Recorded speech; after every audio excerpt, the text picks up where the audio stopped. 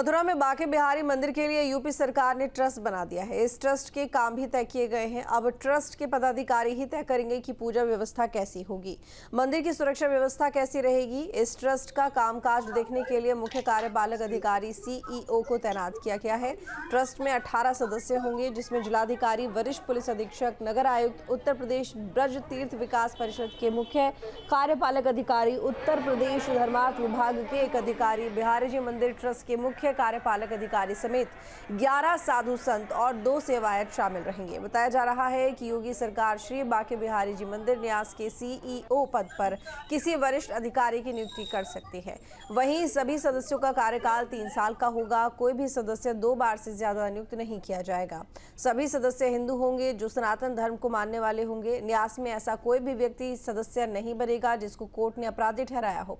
वहीं किसी की मृत्यु या अन्य किसी कारण से सदस्य के हटने पर नए सदस्य की नियुक्ति बोर्ड के दूसरे सदस्यों की तरफ से बहुमत के आधार पर की जाएगी। वहीं इस ट्रस्ट में जो भी अधिकारी होंगे उनको वोट देने का अधिकार नहीं होगा। वे केवल बोर्ड के विचार विमर्श में भाग लेंगे और राय देने के हकदार होंगे। तो धाराजीत इस वक्त हमारे साथ में जुड़ गए हैं ज्यादा जानकारी के साथ में। धाराजीत, बांके बिहारी मंदिर के लिए एक नया ट्रस्ट अब बना दिया गया है, जिसमें अधिकारी और रसियो लेवल के अधिकारी शामिल होंगे। किस तरीके से आखिर अब बांके बिहारी मंदिर में जो प्रबंधन कार्य है वो चलेगा इस ट्रस्ट के बनने के बाद?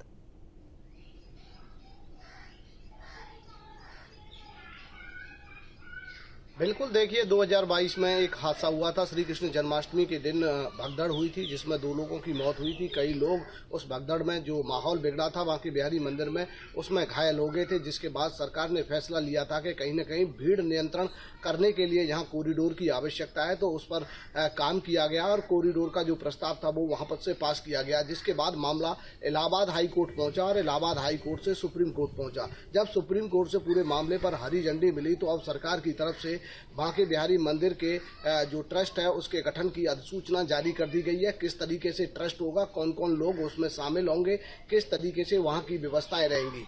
जिस तरीके से देखा गया है कि जिस तरीके से अधिसूचना जारी की गई है उसमें 18 कुल सदस्य होंगे और जिसमें मंदिर के केवल 2 सदस्य होंगे, यानी शयन भोग अधिकारी और राजभोग अधिकारी जो मुख्य सेवायत होंगे वही उसमें शामिल होंगे। जिसमें समाज सेवी और साधु संत विशेष रूप से वो लोग भी उस ट्रस्ट में लिए जाएंगे जो हिंदू धर्म को मानने वाले हैं।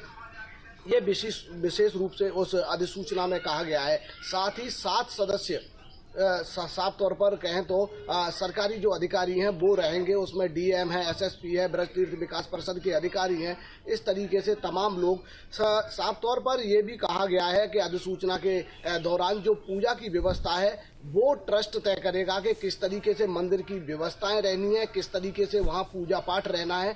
तो निश्चित तौर पर माना जा रहा है जिस तरीके से जो अधिसूचना जारी की गई है, कहीं न कहीं जो मंदिर के सेवायत हैं वो अभी इससे पूरी तरह संतुष्ट नजर नहीं आ रहे। वो कहीं न कहीं अभी बैठक कर पूरे मामले पर अपनी प्रतिक्रिया भी देंगे, क्योंकि कहीं न कहीं इसमें देखा गया है कि केवल मंदिर से जुड़े 2 लोग ही हैं। और किस तरीके से साफ तौर पर देखा जाए कि जो सेवायतों की जो गद्दी होती है उनकी, जहां उनके जो लोग आते हैं, श्रद्धालु आते हैं, अनुयायी आते हैं, तो उनसे किस तरीके से पूजा पाठ और जो चढ़ावे को लेकर कहीं न कहीं मंदिर की व्यवस्थाएं उसे लेकर नहीं बन पा रही थी। तो अब निश्चित तौर पर देखा जा रहा है कि सेवायतों में इस अधिसूचना का निश्चित तौर पर विरोध होगा और इसी की अंदर खाने अभी उन पर मंथन कर रहे हैं कि आगे की क्या रणनीति इस पूरे मामले पर तय करनी है। इधर पुनः विचार याचिका भी सुप्रीम कोर्ट में दाखिल की गई है और उसमें सेवायतों की तरफ से अपनी मांग रखी गई है कि किस तरीके से जो ट्रस्ट का पैसा है वो यूज होना है और किस तरीके से जो ट्रस्ट बनेगा उसमें कौन कौन लोग शामिल होंगे। इन तमाम बिंदुओं पर अभी जो सेवायत हैं उनकी तरफ से विचार भी किया जा रहा है। तो कहीं न कहीं आज तारीख भी है, सुप्रीम कोर्ट में है, पुनर्याचिका पर सुनवाई की, तो उसमें भी देखने वाली बात होगी कि क्या होता है। लेकिन सबसे बड़ी बात है कि जिस तरीके से श्रद्धालुओं का जो सैलाब है वो हर दिन बांके बिहारी मंदिर में बढ़ रहा है। प्रशासन ने लाख व्यवस्थाएं की, लेकिन वो व्यवस्थाएं सुधरने का नाम नहीं ले रही थी और लगातार आए दिन हादसे होते नजर आ रहे थे। तो कभी श्रद्धालुओं के साथ व्यवस्था बनाने में बदसलूकी होती थी, मारपीट होती थी।